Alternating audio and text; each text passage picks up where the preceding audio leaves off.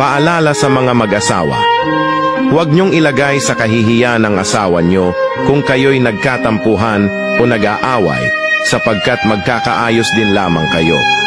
Ngunit paano mo babawiin ang mga masasakit na salita at kahihiyan na ibinato mo na sa kanya? Magiging kahiya-hiya na lamang kayo sa mata ng mga tao. Kaya mas mainam na lang na ilagay sa pribado ang anumang bagay na di dapat malaman o pamaritisan pa ng publiko.